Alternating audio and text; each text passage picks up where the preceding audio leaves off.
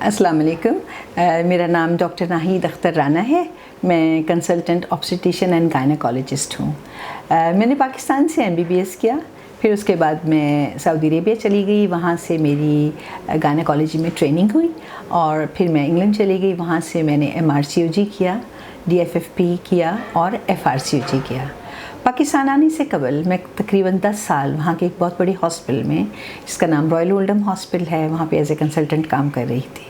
पाकिस्तान आए मुझे तकरीबन 2 साल हो चुके हैं और यहाँ पे मैं अब नोविमेड स्पेशलिस्ट क्लिनिक हमीद लतीफ़ हॉस्पिटल में प्रैक्टिस कर रही हूँ। आज हम डिस्कस करने जा रहे हैं एक बहुत ही इम्पॉर्टेंट टॉपिक, और वो है प्रेगनेंसी का फर्स्ट ट्राइमेस्टर। उसमें आपके अंदर आपको क्या क्या एहतियात करनी चाहिए, आपको किस किस्म की ग़िज़ा इस्तेमाल करनी चाहिए, और आपको क्या क्या दवाइयाँ इस्तेमाल करनी चाहिए, और आपको क्या क्या चीज़ें अवॉइड करनी चाहिए। तो ये चीज़ें हम डिस्कस करेंगे वन बाय वन।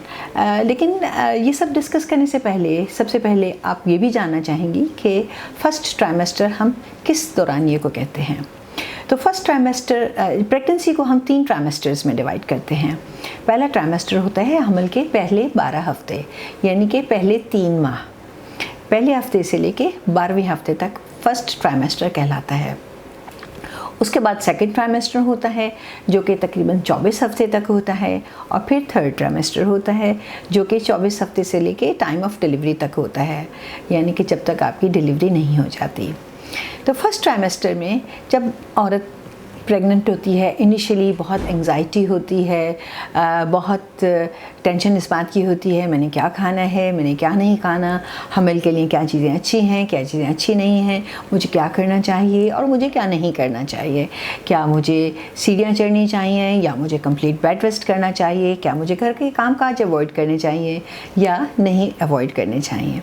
तो ये वो क्वेश्चंस हैं जो हर प्रेग्नेंट लड़की अपने जब हमें विज़िट करती है वो ज़रूर पूछती है।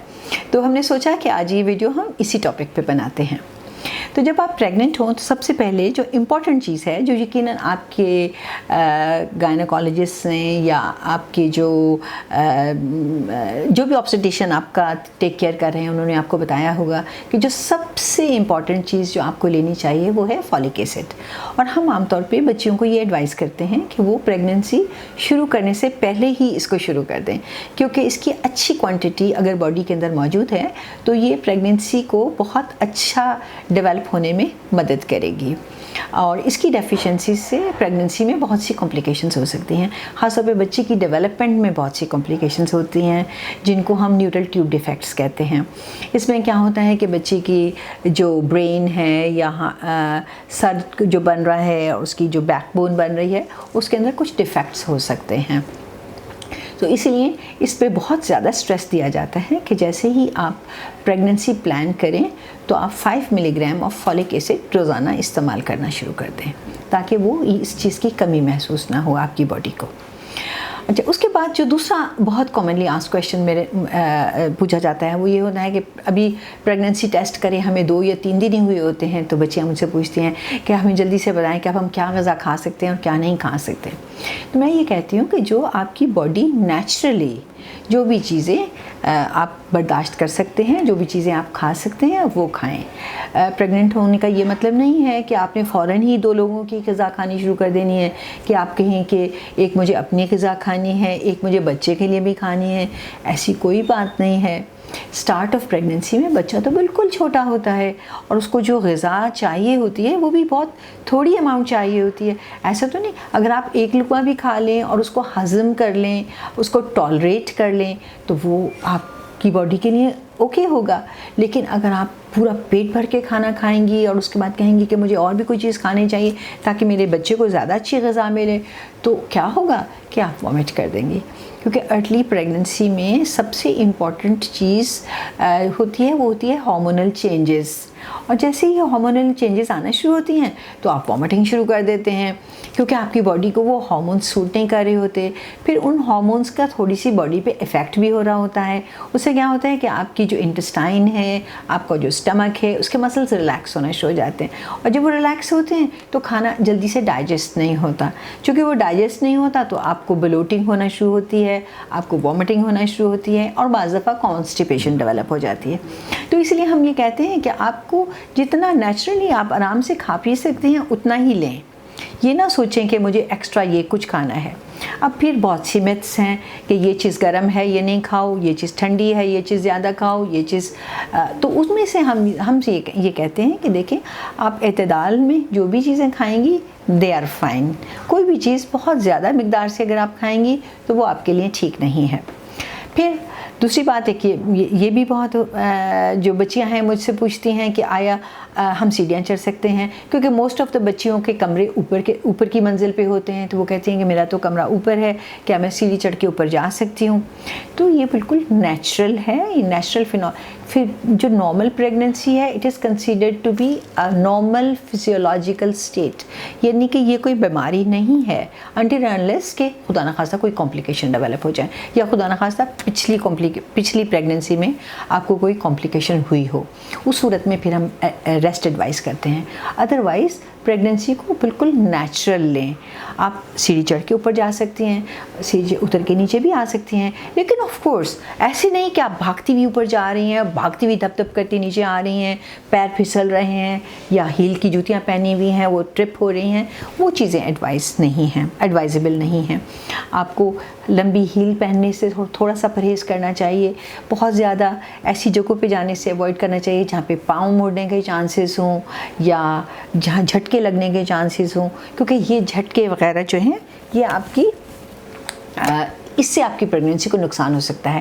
انیشیل سٹیج میں پریگننسی بہت نازک ہوتی ہے, وہ امپلانٹیڈ ہوتی ہے جس جگہ پہ, وہ وہاں پہ اپنی جگہ بنا رہی ہوتی ہے, جو رحم کا بیڈ ہوتا ہے اس کے اندر وہ اپنی جگہ بنا رہی ہوتی ہے.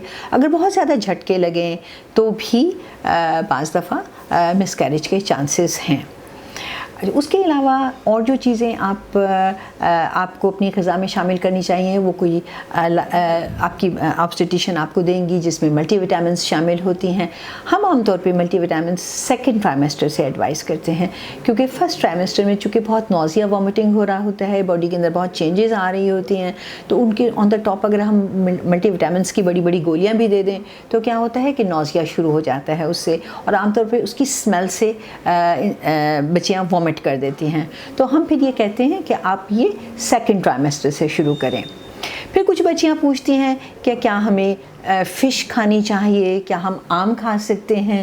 تو آم اگر آپ ماڈریٹ اماؤنٹ میں یعنی کہ ایک آم یا 2 آم کھانا چاہتی ہیں تو دیٹس فائن. اگر آپ آم کا ملک شیک پینا چاہتی ہیں وہ بھی بالکل ٹھیک ہے, ایسی کوئی مسئلے کی بات نہیں ہے. لیکن ہاں اوبویسلی یہ ایڈوائزیبل نہیں ہے کہ ہم ایک ہی وقت میں 4 5 آم کھانا شروع کر دیں. یہ چیزیں ہم تھوڑا سا اوائڈ کرنے کا کہتے ہیں کہ ان چیزوں کو تھوڑا سا ماڈریشن میں استعمال کریں. سیم وے مچھلی اگر آپ کھانا چاہتی ہیں, مچھلی کا سیزن ہے, سردیاں ہیں, تو آف کورس آپ مچھلی کھا سکتی ہیں. آپ اس کا ایک پورشن لے سکتی ہیں جیسے کہ نارملی ایڈوائز ہوتا ہے. اس میں بہت اچھی چیزیں ہوتی ہیں, اومیگا 3 ہوتا ہے, وہ آپ کی باڈی کے لیے بہت اچھا ہے. پھر اور کچھ چیزیں جو بہت کامنلی آسک کویشچنس ہیں وہ بچیاں جو پوچھتی ہیں وہ ہیں کہ ہسبینڈ سے مل سکتے ہیں کہ نہیں. تو آف کورس اگر آپ کی کوئی پریگننسی میں اور کوئی کمپلیکیشن نہیں ہے یا کوئی ایسی چیز نہیں ہے تو آپ نارملی مطلب ہسبینڈ سے مل سکتی ہیں. فورسفل چیزیں آف کورس ہم منع کرتے ہیں. اس کے علاوہ ایک اور بہت امپورٹنٹ چیز ہے کہ آپ کو کسی بھی چیز کے بارے میں اگر کوئی کنفیوژن ہے اور آپ چاہتی ہیں کہ اس کو کلیئر کریں تو آپ اپنے ڈاکٹر سے ضرور مشورہ کر لیجیے گا.